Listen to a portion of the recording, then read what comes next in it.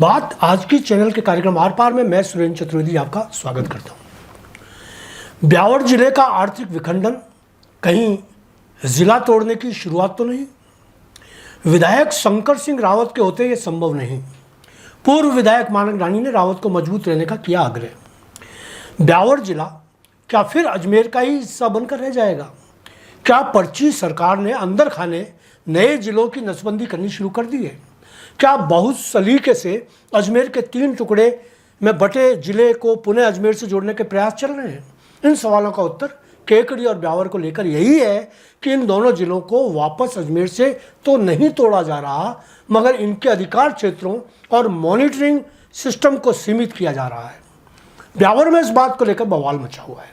लोग उद्वेलित हैं, राजनेता चिंता में है।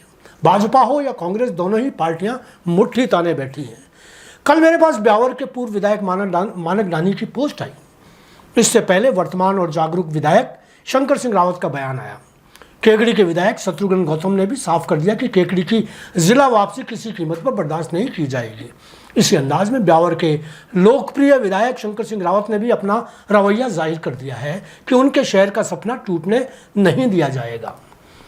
यहाँ आपको बता दूं कि ब्यावर को जिला बनाए जाना तत्कालीन मुख्यमंत्री भैरों सिंह शेखावत के कार्यकाल में ही घोषित हो गया था, मगर सियासती चौसरों के कारण उनका फैसला टाला जाता रहा।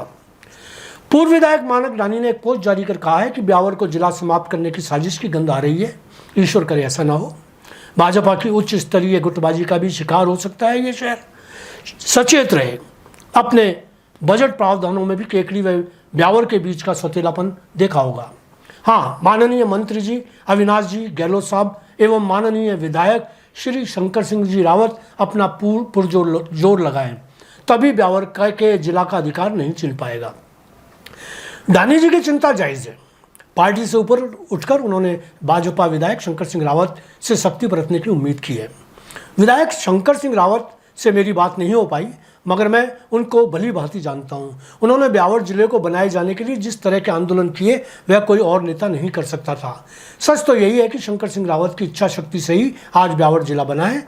यदि उनके कार्यकाल में इस जिले को की सेहत के साथ में कोई छेड़छाड़ होती है तो वे किसी भी हद तक चले जाएंगे। आइए अब बात कर ली जाए उन पड़ावों की जिससे होते हुए बड़ी मुश्किल से ब्यावर को जिला बनाया गया और आज जिसे राजसमंद और अजमेर के बीच आर्थिक रूप से द्रौपदी की तरह बांटा जा रहा है। राज्य में सर्वाधिक राजस्व सरकार के खजाने में भरने वाला औद्योगिक शहर ब्यावर, राजनीतिक रूप से जागरूक कहलाया जाने वाला नगर ब्यावर, आज़ादी की लड़ाई में सर्वस्व अर्पित करने वाला ब्यावर आखिर इतना डरा हुआ क्यों है?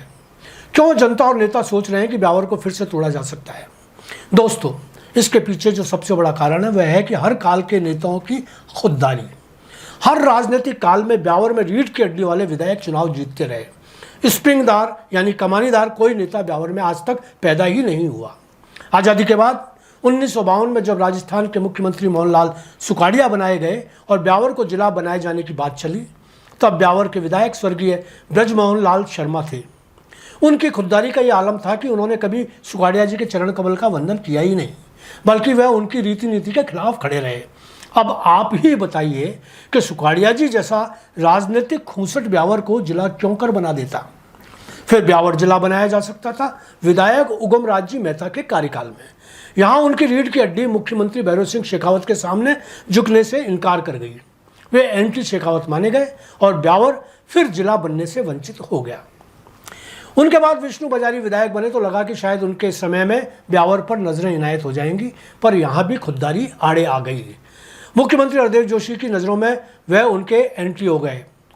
हरदेव जोशी के लाडले कस्तूर चंद चौधरी जब विधायक बने तो लगा ब्यावर जिला बनकर ही रहेगा, मगर तब मुख्यमंत्री अशोक गहलोत हो गए और उनकी उनसे नहीं बनी। इस तरह तब भी ब्यावर की भैंस पानी में चली गई। जब विधायक शंकर सिंह रावत बने तब मुख्यमंत्री उनकी पार्टी के ही नहीं रहे।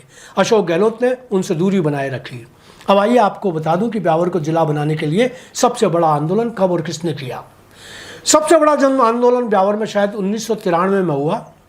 इस आंदोलन में जनता ने खुद अपना नेतृत्व किया। युवा कांग्रेस के अध्यक्ष तब दिनेश शर्मा हुआ करते थे। पत्रकार प्रमोद वाजपेयी, राम प्रसाद कुमावत सहित कई धुरंधर इस आंदोलन के मुख्य चेहरों में रहे। आंदोलन 37 दिन चला। मात्र 1 महीने में 4 बार पूरा ब्यावर बंद रहा। युवा नेता पृथ्वीराज गहलोत आमरण अनशन पर बैठे।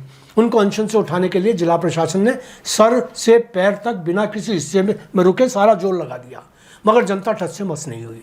इस अभूतपूर्व आंदोलन में विधायक रमजान खान और जन नेता हीरा सिंह जी मुख्यमंत्री भैरों सिंह शेखावत को ब्यावर लेकर आ गए आंदोलन खत्म करवाने के लिए। दुख के साथ लिख रहा हूं कि राजस्थान के शेर शेखावत ने ब्यावर की भोली जनता को बाबा जी का टुल्लू पकड़ाकर आंदोलन समाप्त करवा दिया। जी हाँ, बाबा जी का टुल्लू।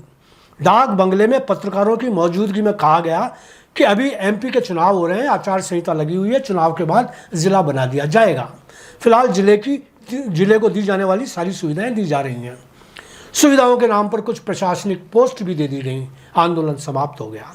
बाद में सारी दी गई पोस्ट भी वापस ले ली गई और ब्यावर बनाए जाने का वादा झांसा साबित हुआ। ब्यावर के इतिहास में आज़ादी के बाद 2 जन आंदोलन हुए। एक तो वह जिसका जिक्र मैंने अभी किया, दूसरा पानी लाठी कांड के नाम से मशहूर हुआ। इस कांड में पानी के लिए आंदोलन कर रही जनता पर लाठियां बरसाई गईं। पानी मांगा, लहू मिला। पत्रकार सिद्धार्थ जैन की हड्डियां तोड़ दी गई। पत्रकार प्रमोद वाजपेयी और रामप्रसाद कुमावत को भी कोप भाजन होना पड़ा। जिला बनाए जाने के लिए वर्तमान विधायक शंकर सिंह रावत ने भी आंदोलन में कोई कसर नहीं छोड़ी। एक बार ब्यावर से जयपुर तक की पदयात्रा निकाली। उनके आंदोलन को गहलोत ने पानी का छींटा देकर शांत कर दिया। ब्यावर के लिए 200 करोड़ की जल योजना मंजूर कर दी। मुझे याद है कि सभापति नरेश कन्नौजिया ने भी इस उद्देश्य के लिए सद्भावना रैली निकाली थी। विधायक शंकर सिंह रावत उनके सरपरस्त रहे। ये बात अलग है कि माताजी के निधन के कारण कन्नौजिया खुद रैली में शामिल नहीं हो पाए थे। और आखिर में एक और बात, ब्यावर आज तक के समय तक उन सब शहरों में सबसे महत्वपूर्ण है जिनमें जिला बनाए जाने के आंदोलन हुए। इस शहर में लगभग सभी राष्ट्रीय स्तर की ब्रांड की सीमेंट यूनिट्स हैं। 2000 से ज़्यादा मिनरल्स यूनिट लगी हुई है। राज्य की सैकड़ों बड़ी औद्योगिक इकाइयाँ यहाँ संचालित हैं। यहाँ के उद्योगपति सर्वाधिक इनकम टैक्स देते हैं। यदि इतना सब होते हुए भी ब्यावर जिले को पूर्ण अधिकारों से युक्त स्वतंत्र जिला नहीं बनाया जाता तो यह तय है कि पर्ची सरकार को इसकी इतनी बड़ी कीमत चुकानी पड़ेगी जिसकी कल्पना भी नहीं की जा सकती। आज इतना ही, धन्यवाद।